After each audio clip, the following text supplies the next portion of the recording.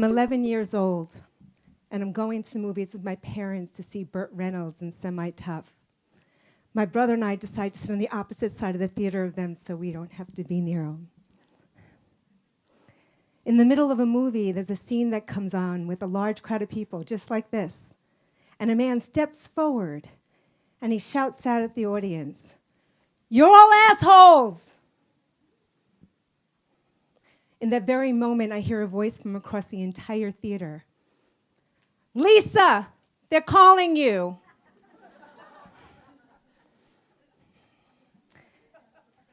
I wanted to shrink in my chair in embarrassment and disappear, but there was nowhere to go. Yes, that was my father. He thought he was being funny. Am I the only one that grew up in a dysfunctional family where people said disparaging words?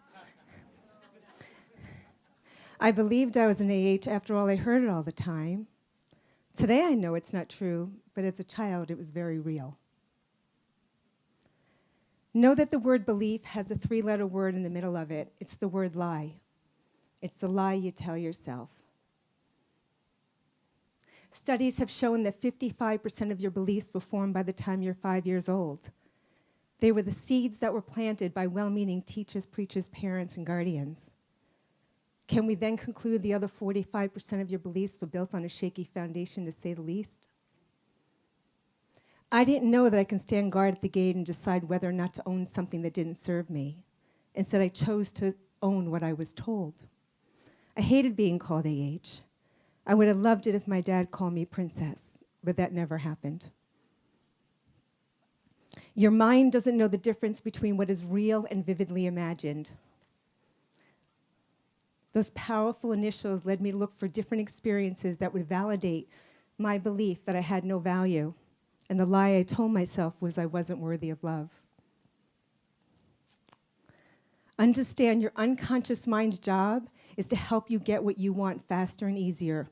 It doesn't know the difference between fact and fiction or good and bad. If you tell yourself something often enough, you'll believe it's true. Another example of a self-fulfilling belief began when my mother said, "Lisa, never trust a man." I constantly tried to prove her wrong, but found men that would prove her right. I was date raped at 16, attacked by an employer at 18, again at 19 by an associate. Clearly, she was right. So let's go back to the beginning. I chose to accept the lies that I was an AH and men can't be trusted. Those lies then gave rise to even more harmful beliefs. I never thought I was good enough, pretty enough, smart enough, skinny enough.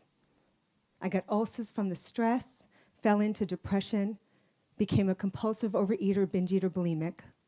I constantly tried to stuff those agonizing feelings somewhere just to get rid of them. The bitter cycle of self-sabotage became part of my life. I was constantly hospitalized. After 13 years, I finally decided I had to stop. The lies were killing me, and my family was watching helplessly. You see, my parents are good people, and I love them. They just planted a few bad seeds along with many other valuable ones. I'm sure you must have experienced something like this or done the same to someone you love. I started to ponder, why was it so easy to accept the negative ones, but so hard to accept the positive? As a matter of fact, I only remember focusing on what was wrong and had a hard time seeing what was right. I'm living proof that the lies in your beliefs become self-fulfilling prophecies. So let me ask you this. How often are you telling yourself lies because of something that happened 10, 20, 30 years ago? How much longer do you want to hold on to them? When would now be a good time to stop?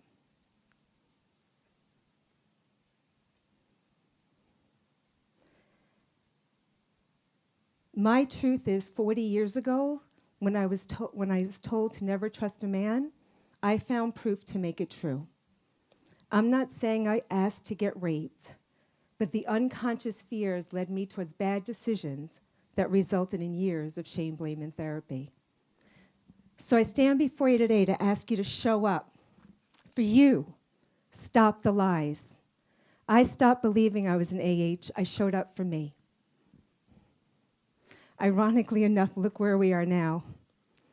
Back in a movie theater. Today, the voice I hear from across the room is, Lisa, you're good enough. Do you hear it?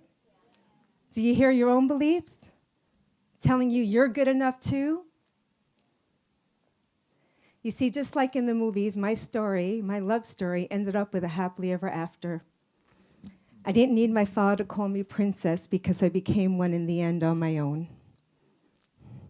I met my handsome prince, and you know what, Mom? I can trust him.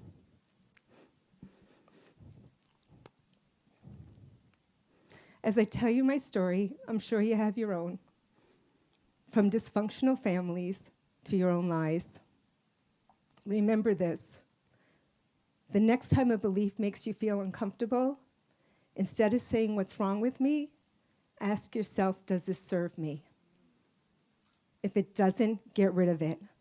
Those are the lies in disguise. Beliefs are the lies you tell yourself. Make them empowering and let them inspire you. Thank you.